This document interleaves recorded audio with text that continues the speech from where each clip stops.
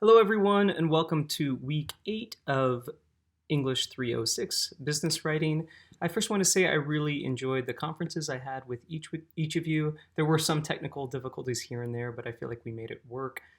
So thank you. I really had a lot of fun talking with you all individually and getting to know you a bit better. This week, we're going to jump back into the material. One of the things that should be on your radar as well is we're going to jump back into talking about resignation letters. If you look at the syllabus, you'll see that this week you will need to be responding to, or you will need to be writing a discussion board post and additionally reading chapters 16 and 19 of Zinsser's on Writing Well and Writing a Response. Let's look real closely at the syllabus right now and also see what's ahead in the coming weeks. So as you can see, last week we had our individual Skype scheduled conferences. This week you will be needing to read chapters 16 and 19 of On Writing Well. I will, of course, provide you with the prompts. I will show you those in a little bit. Keep this at 2/3 to 1-page single-spaced. And then also you will be needing to do your discussion board post. Now, if you look next week, you are going to be asked to write your rough draft for your resignation letter. So one thing you might want to be doing this week is actually thinking of a hypothetical situation where you might want to resign. So we'll talk more about that. I'm going to discuss in this video some of the things that were on the discussion board from a few weeks ago about what people thought made effective resignation letters. Also, the discussion board post you're going to write this week is going to be looking at some samples and responding to which ones you thought worked well or poorly and why.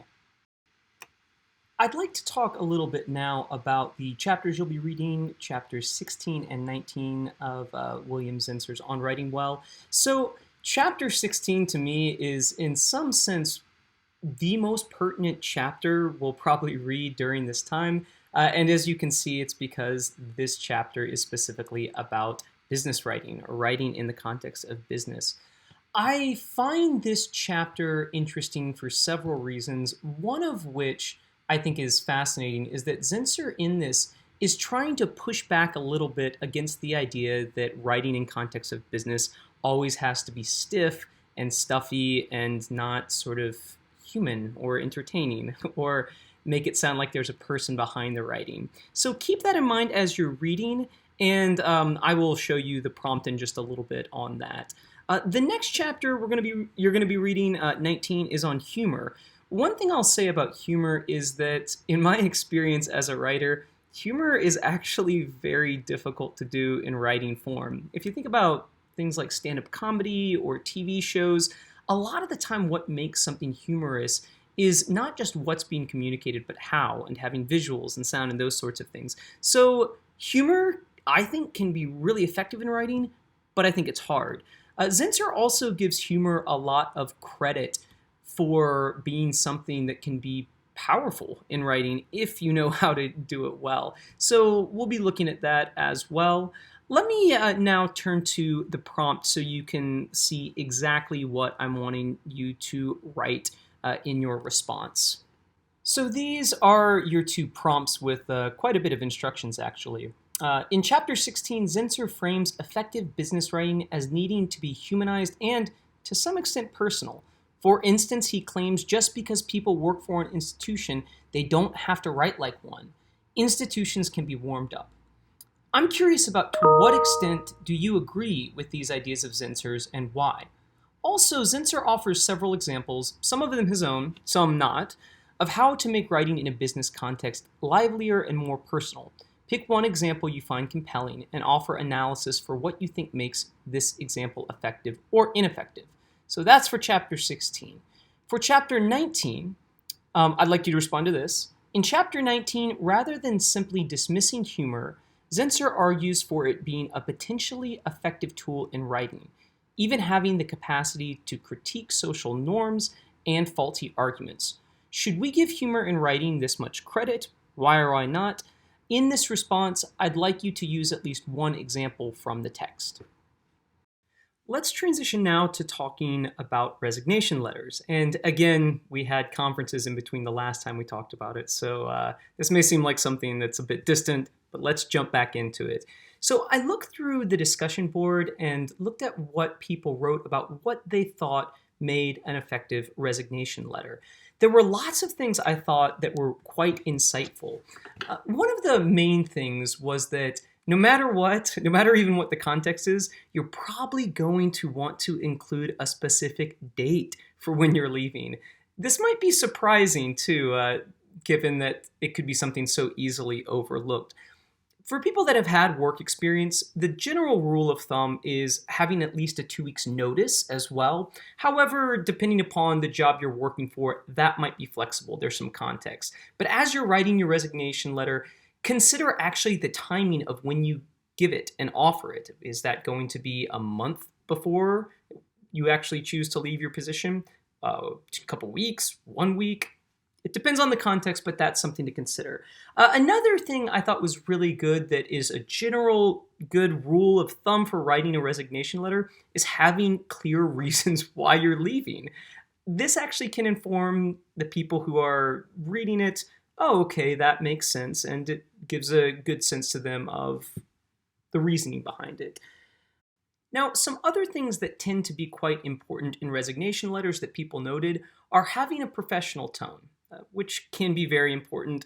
Also offering a sense of gratitude and communicating especially what you thought you enjoyed about the job. I think in general, these are some really good things to have.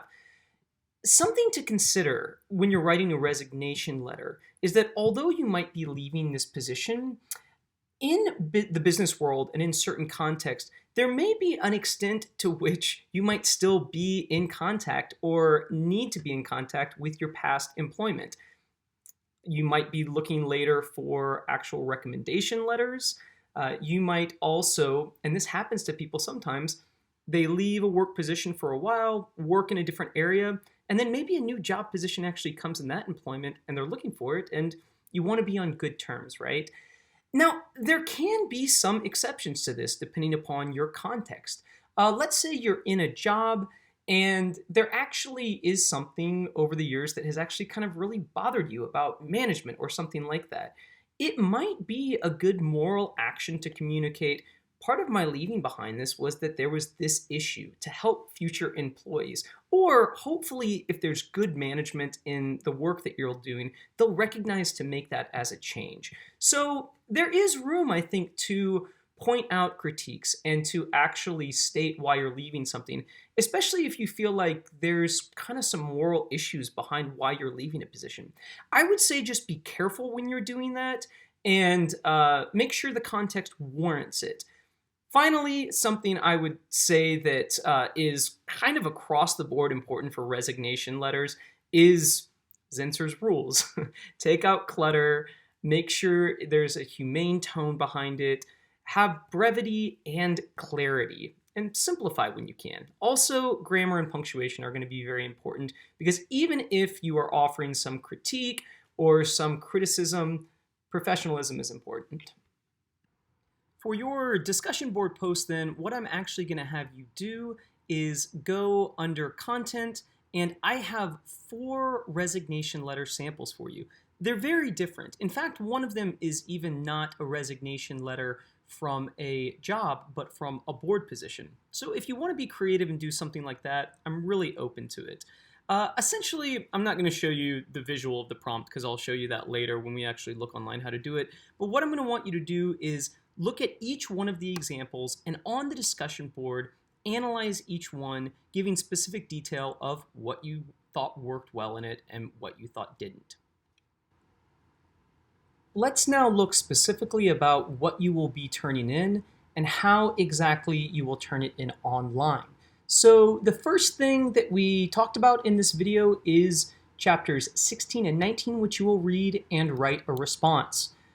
When you have read and written your response, you will go to Assignments, Chapter Responses, Zinsser's On Writing Well,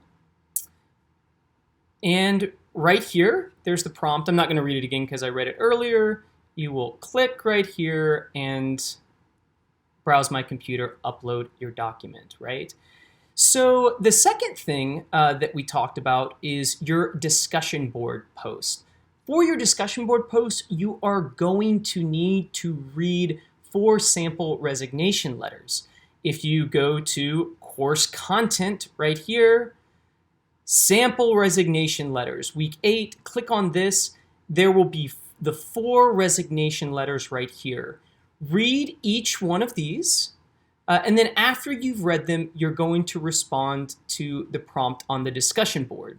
And so if we go to Tools, and then we go to Discussion Board right here, week 8, here's the prompt. Closely examining the 4 sample resignation letters, I would like you to provide analysis for each one, describing what you thought either worked or was ineffective for a resignation letter. Give Give specific details for each one.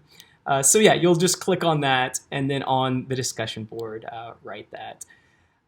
That's all I can think of for what we're going to be doing, what you'll need to do this week. If you have any questions or concerns, let me know.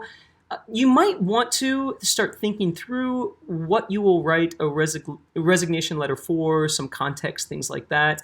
Next week, you will have a whole week to write your rough draft for your resignation letter, and I will also provide you with a rubric that I have crafted from your comments and which ones I thought were most astute about what makes an effective resignation letter. Again, feel free to contact me if you have any questions or concerns.